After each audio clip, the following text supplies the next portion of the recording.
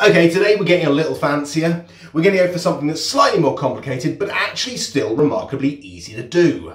It's one we love, that sourdough flavour you get in a French-style sourdough loaf. I am obsessed with bread. There's nothing quite like getting that perfect loaf.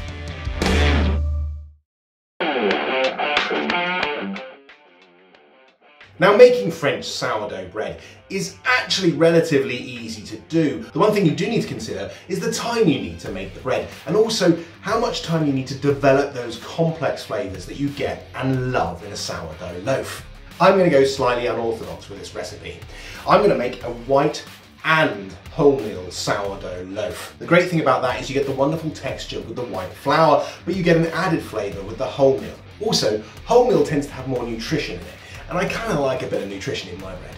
So to make your half and half wholemeal stroke white bread sourdough French style loaf, well, that's a mouthful, you'll need 300 grams of strong white bread flour, 200 grams of wholemeal spelt flour, but wholemeal flours don't have as much gluten as your white strong bread flour.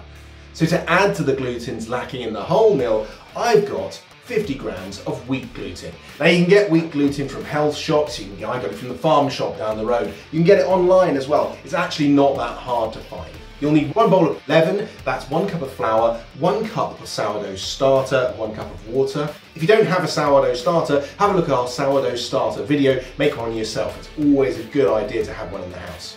1 bowl of poolish, that's 10 grams of easy bake yeast, 1 cup of water and 1 cup of flour. 200 ml of water, an extra 100 ml of warm water and 10 grams of salt. Okay, there's a slight process to this because of adding your gluten. What you want to do is take your wholemeal spelt flour, add it to your bowl, whack in your 50 grams wheat gluten, make sure you give this a stir.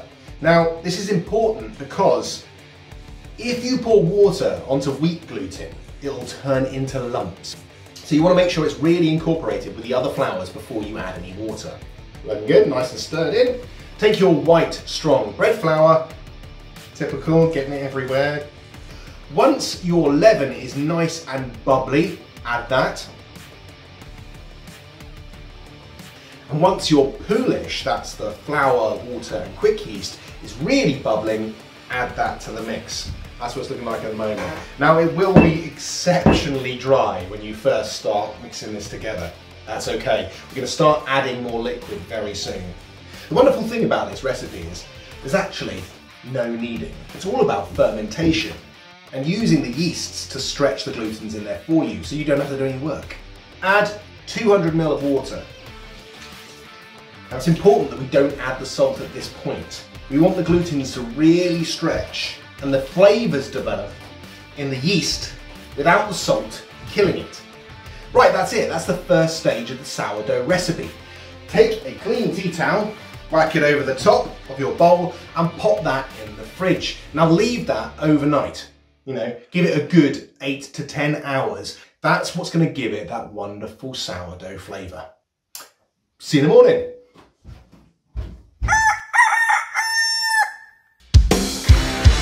Okay, now this has been in the fridge overnight now, about 8 hours. Oh, it's all bubbly, it's all stretched. The flavours, the smells that I can smell. Right, once it's like that, we've fermented the dough, so you've developed all those flavours. It's time to now work on the structure of the loaf. 100 ml of warm water and 10 grams of salt. Put it into the water. Dissolve it totally in the water so it spreads around the dough when you add it. And then just whack it in the dough. Now this dough has been in the fridge, so it's very cold. Now you have to rise that temperature so that those yeasts start activating again. Look at all those bubbles though. That's a very weird feeling, this, because it feels really, really wet. It goes all stringy. That's fine. Don't panic, it will absorb the water. So a good technique is to get your hand underneath the dough, grab it, put it over the top. So in other words, you're just turning it over in the bowl. And that'll help incorporate the water into the dough. You know it's feeling right because it doesn't stick very much to your hands. Okay, after about 10 minutes of incorporating the water into the dough, it should look something like that. We now have to go through the proving process. Now, this can sound quite laborious, but actually it's really straightforward. What we're going to do is whack a towel on top of this. Every 20 minutes, we'll come back and we'll grab the bottom of the dough, turn it over a few times, leave it for another 20 minutes. We're going to do that for a few hours, probably 3 hours. Hello. Or when the dough starts being really pillowy and light. One word. It's taking on like a jelly appearance almost. That's great because it's capturing all that gas in there and making it light. Right, I've been turning this every 20 minutes or so for the last 2.5 hours, and it's starting to look all bubbly and light. Dust the table with some flour. Now this bit's really important because we're going to be turning that dough out onto the table, and where the dough touches the flour, that will be the outside of our loaf. Tease it out of the bowl onto the flour, trying to keep as much of that gas in there as possible. I want to get some flour on your hands for this bit. It's going to be a bit sticky. Tension the dough. That's really important because if you don't have the tension, it won't hold all the gas in and it will sort of sink in the oven. You don't want that. You want it to be rising in the oven and the gas bubbles getting big inside. Grab the outside and turn it in. Fold it like so until you have yourself a dough ball with an outside layer. Now what I'm doing is I'm shifting it around the table and I'm pushing it and the bottom is still sticking to the table. What that does is it pulls the tension on the outside of the dough and creates more tension, which is what we're after. Okay, next, grab yourself a baking tray, little drizzle of oil over the top of the baking tray. Give that a wipe down, not too much, you don't want it swimming.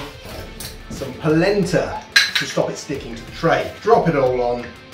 Next, and this can be slightly tricky, you'll try and get your dough onto the baking tray for a final proof.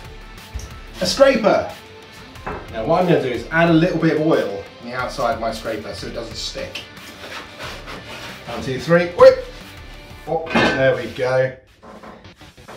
And we need to leave this to a little bit more of a proof. Not too much though, because we don't want it going on the tray. And don't forget to score your loaf so that it will rise when it finally goes in the oven. So a couple of good stripes across the top, just in that tensioned area. Whack your bread in a plastic bag. Get some air in there. Tuck it under. And let it do a little bit of a rise. Leave it for another half an hour. While it's doing that final proof, go to the oven and put it on its maximum temperature. I've put a tray in there full of water and a dishcloth to create lots of steam, and you'll need lots of steam for the thing to rise properly. Whack it in the oven at full temperature for about 35 minutes and then turn it down for 10 minutes at 180 degrees. And there we have it! Our French style, rustic, half wholemeal, half white bread sourdough loaf. Oh, I tell you, it smells absolutely amazing.